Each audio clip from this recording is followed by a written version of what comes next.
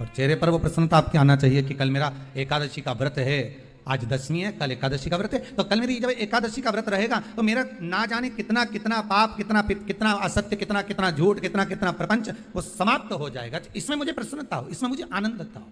तो क्या कहा गया कि प्रयास करिएगा कि एकादशी के दिन कोई वृक्ष की, कोई डाली की, कोई कोपल की कोई पत्ती ना तोड़ी जाए। क्यों? तो कहा अगर उस पत्ती को हम तोड़ देते हैं, वृक्ष की पत्ती को या क्यारे में लगी हुई कोई डाली की पत्ती को हम तोड़ देते हैं तो एकादशी का पुण्य फल प्राप्त नहीं होता।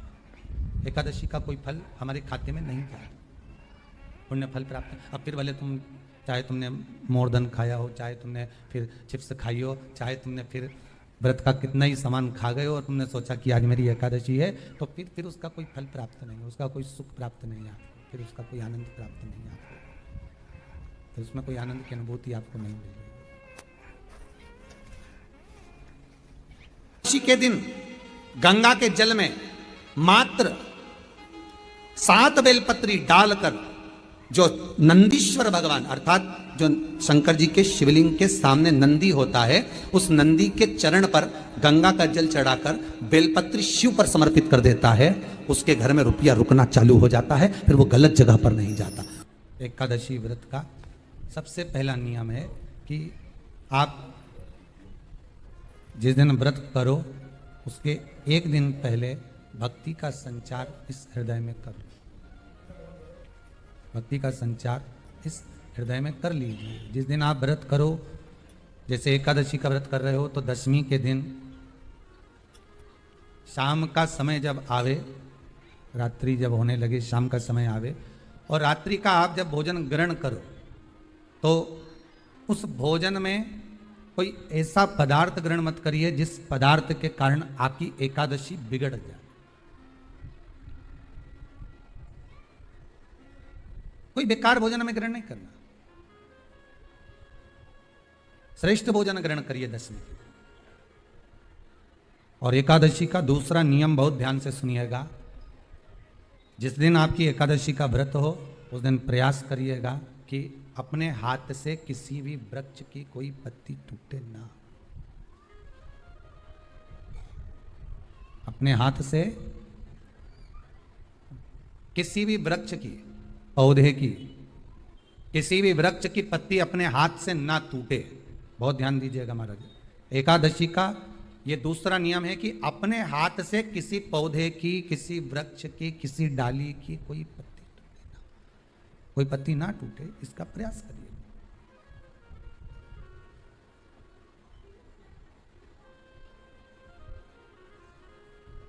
कितना सुंदर व्याख्यान कहा है, कितना सुंदर वर्णन है महाराज।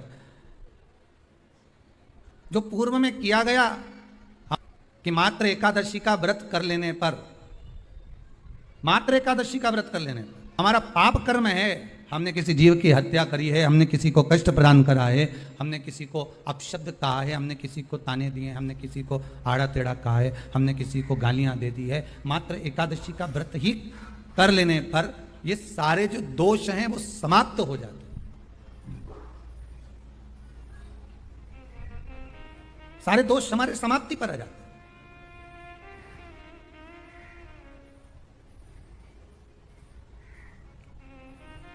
अब एक विचार करिएगा थोड़ा सा अपने मन में, अपने चित्त में, अपनी वृत्ति में एक बात उतारिएगा, एक अपने मन में एक बात को उतार कर रखिएगा कि आप अपने पाप को, अपने पाप कर्म को जिस दिन छिन्न करने वाले हो, समाप्त करने वाले हो, अपने पाप को आप जिस दिन समाप्ति पर लेकर जा रहे हो तो उसके एक दिन पहले आपको प्रसन्नता होना चाहिए कि नहीं होना चाहिए कि कल मेरा पाप कटने वाला है, कल मेरा पाप समाप्त होने वाला है। जो मैंने पाप कर्म करा है वो समाप्त होगा, जो मैंने पाप कर्म करा है वो कल समाप्त हो जाएगा। तो एक दिन पहले आपके चेहरे पर प्रसन्नता हो कि ना हो। बहुत ध्यान से आज की कथा सुनना कि एकादशी का आपके बच्चे पूछेंगे, मम्मी हम भगवान विष्णु का दर्शन करते हैं, हम राम जी का दर्शन करते हैं, हम कृष्ण भगवान का दर्शन करते हैं, हम भवानी माता का दर्शन करते हैं, हम शंकर जी का दर्शन करते हैं, हम सारे देवी देवताओं का दर्शन करते हैं, पर ये एकादशी माता तो कभी नजर ही नहीं आती। पूछेंगे कि नहीं पूछेंगे कि तुम जिस एकादशी का व्रत करते हो इनका जन्म कहां से हुआ, कहां जन्मी थी, एकादशी की जन्म स्थली कहां है, भाई भगवान कृष्ण की जन्मस्थली तो मथुरा है, श्री राम जी महाराज की जन्मस्थली बोल दो जम के अयोध्या है।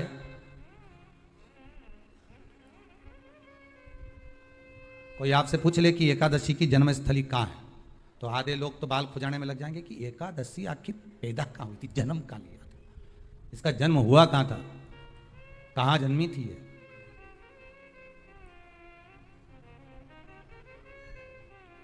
इसका जन्म स्थल है कहाँ।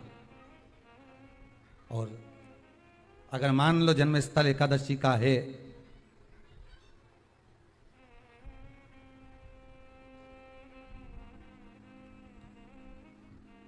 और एकादशी अगर जन्मी है, उसका जन्म हुआ है, और दुनिया के लोग इतना व्रत करते हैं, उपवास करते हैं, तो फिर इसका जन्म स्थल कहां होगा। तो कहा इसका जो जन्म स्थल है वो बद्रीनाथ। कहां पर है? बद्रीनाथ। और उस बद्री विशाल में भी एक गुफा जिसका नाम है हेमवती। क्या नाम है? हेमवती। उस गुफा में एकादशी का जन्म स्थल है। बद्री विशाल में हेमवती गुफा, जो 12 योजन अंदर प्रवेश करने जितनी है, 12 योजन की गुफा के अंदर, हेमवती के अंदर एकादशी का प्रागट्य हुआ था, एकादशी का जन्म हुआ था।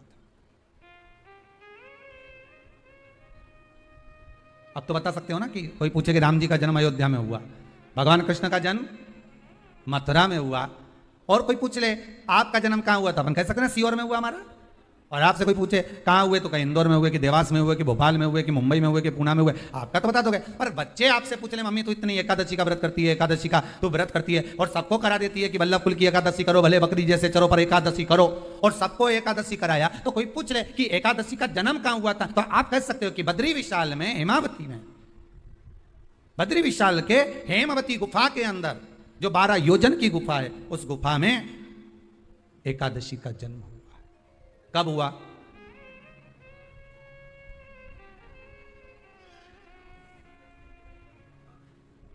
जन्म होने का कारण, राम जी के जन्म होने का कारण था रावण का संहार। भगवान कृष्ण के जन्म होने का कारण था कंस का संहार। नरसिंह भगवान के जन्म होने का कारण, प्रकट होने का कारण था हिरण्यकशिपु का संहार।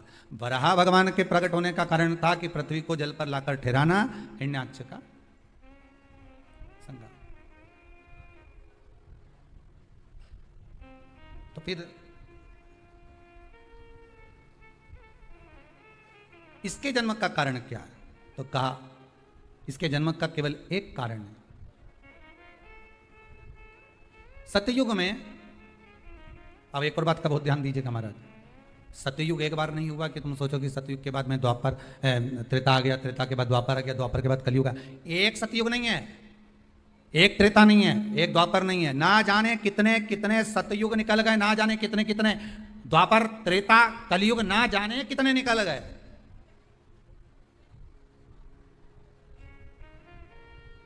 और आप और हम जैसे भी इस पृथ्वी पर ना जाने कितने, अरे जम के तो बोलो, निकल गए। पृथ्वी वहीं की वहीं है, जिस मकान में रहते हो वो मकान भी वहीं की वहीं है। बस कभी कभी एकदम फ्लैट हो जाता है, फिर उस पर वापस बन जाता है, फिर क्लीन, फिर बन गया, फिर क्लीन, फिर बन गया। ना जाने कितने कितने कितने कितने जन्म हम ले चुके हैं, और हमारे भी आगे कितने जन्म होते रहेंगे। जमीन वहीं की वहीं रह जाएगी और अपन चले जाए, बस वो जगह वहीं रहेगी।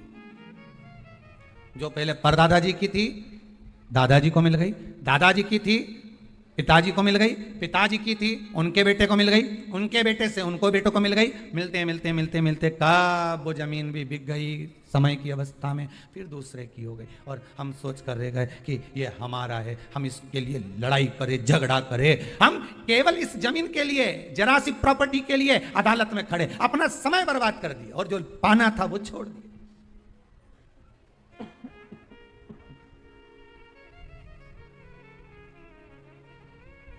जो पाना था वो छोड़ दिया हमने।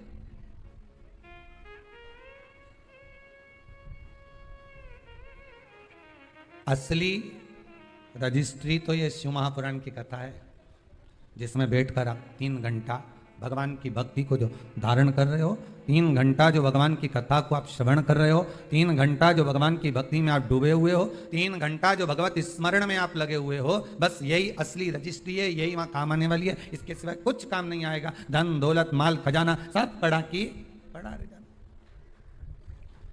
सब धरा की धरा।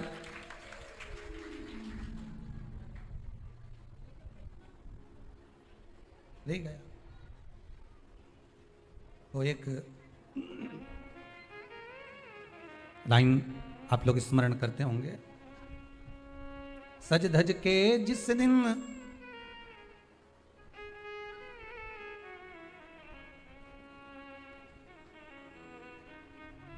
सज धज के जिस दिन मौत की शहजादी आएगी, न सोना काम आएगा न चांदी आएगा।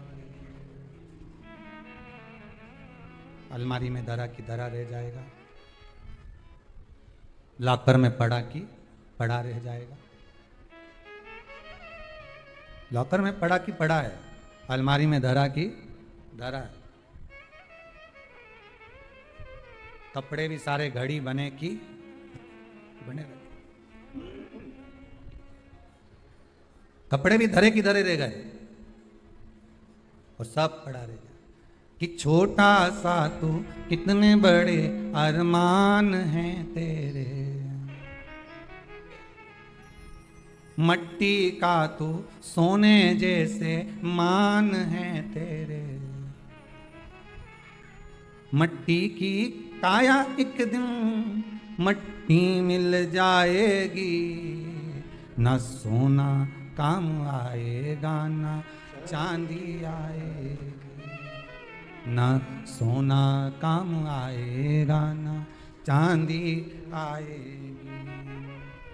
सज धज के जिस दिन मौत की शहजादी आएगी, न सोना काम आएगा न चांदी आएगी, न सोना काम आएगा ना चांदी। सब पड़ा रह जाएगा, धरा की धरा रह जाएगा, सब पड़ा की पड़ा रह गया, जीव चला गया। जितनी माताएं एकादशी का व्रत करती बहुत ध्यान से सुनना आज की कथा को, शायद जिंदगी में मिली ना मिली, और ये कथा का रिश्ता तो बहुत ध्यान से सुनना। स्कंद पुराण यहाँ तक कहती है कि इस कथा के चरित्र को जो श्रवण कर लेता है उसको 26 एकादशी करना भी नहीं पड़ती। इस एकादशी की केवल ये कथा सुनकर ही वो तर जाता है। बहुत ध्यान से सुनना इसको कथा को। एकादशी के दिन जब आप जल शंकर को चढ़ाने तो रोज ही जाते हैं। जब एकादशी का दिन रहे और शंकर जी के मंदिर में आप जल समर्पित करें तो 3 बार मुख से स्वधा स्वधा स्वधा या स्वधा स्तोत्र का पाठ, जिसमें 12 श्लोक 2-4 हैं। पैसा तो आ रहा है और घर में टिक नहीं रहा, डॉक्टर में, पुलिस में, एक्सीडेंट आदि में, कहीं गलत जगह पर व्यसन में अगर पैसा जा रहा है, जुए में, मांसाहार, मदिरा पान, या कहीं आया पैसा, पैसा आने में कमी नहीं, आ रहा है पर टिक नहीं रहा, रुक नहीं रहा। कोई मांगने आ गया, दे दिया, फिर वहां से अपने पास नहीं आ रहा, अपन कह रहे हैं भैया हमारा पैसा लौटा दो, नहीं आ रहा। तो महाराज शिव महापुराण की कथा कहती है एकादशी के दिन गंगा के जल में मात्र 7 बेलपत्री डालकर जो नंदीश्वर भगवान अर्थात जो शंकर जी के शिवलिंग के सामने नंदी होता है, उस नंदी के चरण पर गंगा का जल चढ़ाकर बेलपत्री शिव पर समर्पित कर देता है, उसके घर में रुपया रुकना चालू हो जाता है। फिर वो गलत जगह पर नहीं जाता, गलत स्थान पर वो धन जाएगा ही नहीं। तूने स्वीकार किया, मांग तुझे क्या चाहिए। एकादशी ने भगवान विष्णु से कहा, नाथ प्रभु वर दे दो, मृत्यु लोक में जो मनुष्य मेरा व्रत करेगा, चाहे जलचर, थलचर, वायुचर या सांसारिक मनुष्य, मेरा अगर एकादशी का व्रत करेगा प्रभु, उसके यहां धन धान्य वैभव सुख संपदा बढ़ेगी और उस जीवात्मा को नरक नहीं भोगना पड़ेगा, सीधे वैकुंठ का उसको वास मिलेगा। जब जीव आत्मा को लेकर चला जाएगा, यम के दूत जब बंदी बनाकर ले जा रहे होंगे उस जीवात्मा को जिसके प्राण छूटे होंगे, यम के दूत जब बंदी बनाकर ले जा रहे होंगे, तब मुझे वर दो कि मैं इसका हाथ पकड़कर बेतन्नी से पार उतार कर सारे नरकों से निकालती हुई आपके धाम में लेकर आऊं। भगवान ने वर दे दिया, तथास्तु। हे एकादशी सुनो, मृत्यु लोक का मनुष्य अन्न का त्याग कर कर, क्योंकि अन्न में एकादशी के दिन पाप पुरुष रहता है, अन्न का त्याग कर कर एकादशी के दिन जो मनुष्य तुम्हारा व्रत धारण करेगा, उस व्रत को करेगा और उस व्रत को धारण करेगा, उसकी मनोकामना पूर्ण होकर वो मेरे ही धाम को जाएगा। ये तो हुआ एकादशी के जन्म की कथा। एकादशी के दिन गंगा के जल में मात्र 7 बेलपत्री डालकर जो नंदीश्वर भगवान अर्थात जो शंकर जी के शिवलिंग के सामने नंदी होता है, उस नंदी के चरण पर गंगा का जल चढ़ाकर बेलपत्री शिव पर समर्पित कर देता है, उसके घर में रुपया रुकना चालू हो जाता है। फिर वो गलत जगह पर नहीं जाता, गलत स्थान पर वो ढंग जाएगा ही नहीं।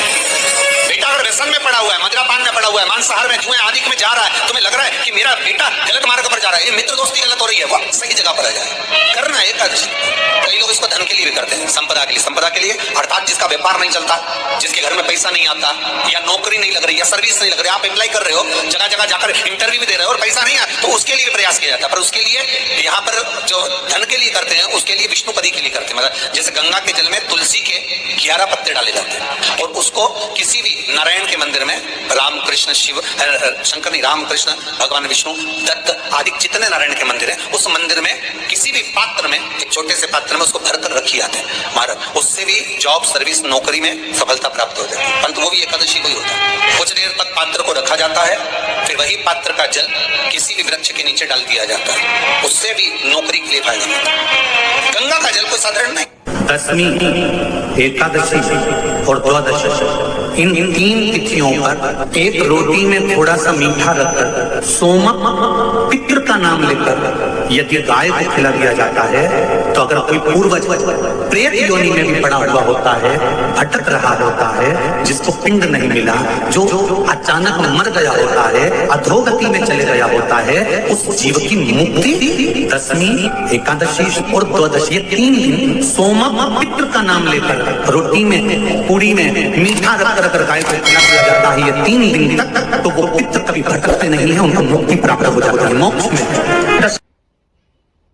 नहीं, एकादशी है कौन, क्यों इसकी इतनी प्रधानता है, क्यों इसकी पुण्यता है, ऐसा क्या है एकादशी में जो इसकी पुण्यता मानी जाए? कौन है ये जो भगवान नारायण तक एकादशी का व्रत करते हैं? सुभद्रा जी को भगवान जगन्नाथ ने, जगदीश ने एकादशी का व्रत कराया था। बद्रीनारायण भगवान को माता लक्ष्मी ने एकादशी का व्रत कराया था। क्यों? चंद्रायण एकादशी व्रत की माता। एकादशी है कौन? तो कहा जिसको व्रत करने पर भगवान नारायण भी जिसका व्रत करते हो, भगवान माता लक्ष्मी जिसका व्रत करती हो, वो एकादशी है कौन? तो शास्त्र वर्णन करता है महाराज, स्कंद पुराण का सुंदर चातुर्मास खंड के अंतर्गत वर्णन आया है महाराज। एक बार भगवान विष्णु आनंद में विराजमान थे, पद्मावती और माता लक्ष्मी दोनों उनके पास में विराजी हुई थी। भगवान लक्ष्मी और पद्मावती दोनों बेटी, एक सिर के पास, एक चरण के पास। कुछ समय बाद वहीं पर ब्रह्मदेव का आगमन हुआ और ब्रह्मा जी आगमन पाकर भगवान नारायण पद्मावती से लगकर उठे और उठकर लक्ष्मी की ओर झुके। झुकने पर इन तीनों के समागम से भगवान नारायण के हृदय चित्त से एक कन्या प्रकट हो गई। उस कन्या का नाम एका था। क्या नाम था? एका।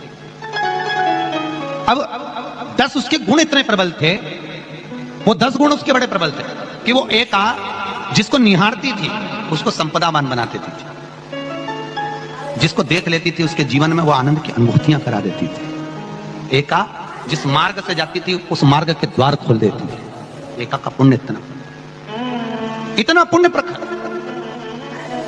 पद्मावती और लक्ष्मी ने कहा महाराज ये बेटी आपके द्वारा निर्मित हुई है, इसका कन्यादान करना चाहिए। हमारे यहाँ हिंदू धर्म में रीति है, जिस दिन कन्यादान करा जाता है उस दिन व्रत रखा जाता है। अब आजकल रखते कि रखते मालूम नहीं, और कन्यादान करते समय व्रत रखा जाता है। व्रत रख श्री शिवाय नमः। एकादशी के दिन कभी तुम बद्रीनाथ चले जाओ, एकादशी के दिन तुम द्वारका चले जाओ, एकादशी के दिन तिरुपति चले जाओ, एकादशी के दिन तुम जगन्नाथ चले जाओ, एकादशी के दिन तुम तुम्हारी मर्जी पड़े भगवान के किसी धाम में चले जाओ और भगवान को भोग लगाओ और उनकी थाली को झांक कर देखना, उसमें चावल जरूर मिलेगा। उसमें ऐसा नहीं कि चावल नहीं, बद्रीनारायण में भगवान को चावल का भोग लगा हुआ मिलेगा, द्वारका में चावल का भोग लगा हुआ मिलेगा, आपको जगन्नाथ में चावल का भोग लगा हुआ मिलेगा, तिरुपति में मिलेगा, द्वारकाधीश में मिलेगा, नाथद्वारा में मिलेगा, सावरिया सेठ में मिलेगा, काकरोली जी में मिलेगा। आप जहां जाओगे वहां पर एकादशी के दिन भगवान को चावल आएगा, क्योंकि भगवान के लिए परहेज नहीं है। जो काम में डूबा हुआ है, जो आसक्ति में डूबा हुआ है, जो लोभ में डूबा हुआ है, जो वासनाओं में डूबा हुआ है, जो तृष्णा में डूबा हुआ है, और जो माता के गर्भ से जन्म लिया, एकादशी के दिन चावल उसको नहीं खाना। एकादशी और द्वादशी के दिन हमारे हिंदू धर्म, हमारा शास्त्र कहता है, हमारे शास्त्र, हमारे वेद डॉक्टर वर्णन करते हैं कि पीपल के पत्ते को अगर एकादशी और द्वादशी के दिन एक तांबे के पात्र में गला कर रख दिया जाए और उस पानी का आचमन 3 बार करा जाए तो जिसकी नाड़ियां चौक भी हो जाती है, डॉक्टर को इसका बाईपास करना पड़ेगा, उसको केवल 3 आचमन पानी एकादशी और द्वादशी को पीपल के पत्ते का कराया जाए तो अंदर की नाड़ियां भी खुल जाती हैं। भगवान का एक नाम है अघोर। ब्रह्मा जी को दर्शन दिया, अघोर मतलब सिद्ध नाम। और बहुत ध्यान से सुनना भाई, बहुत प्रयास कर लिया आपने, कामना सिद्ध नहीं हो रही। एक लोटा जल, एक जल का पात्र लीजिए, उस जल के पात्र को लेकर उसमें थोड़ा सा लाल चंदन डालकर बेलपत्री के वृक्ष के नीचे और देवाधिदेव महादेव को चढ़ाना प्रारंभ करिए। उसके बाद में एक लोटा जल स्वच्छ फिर शिव जी को श्री शिवाय नमस्तुभ्यं बोलकर आपकी कामना कहकर भगवान शिव पर अघोरेश्वर महादेव का नाम लेकर आप चढ़ाना प्रारंभ करिए। बाबा आपका कार्य 3 महीने के अंदर पूर्ण कर देगा सफल। बेलपत्र होते हैं, उसकी इसको छेद तो करते नहीं है, सुई से बेलपत्र की डंडी को बांधते जाओ 108 बेलपत्र की माला बनाना, और माला बनाकर भगवान शंकर के गले में, शंकर के शिवलिंग को जो चढ़ा देता है उसकी मनोकामना भगवान शंकर पूरी कर दे। 108 बेलपत्र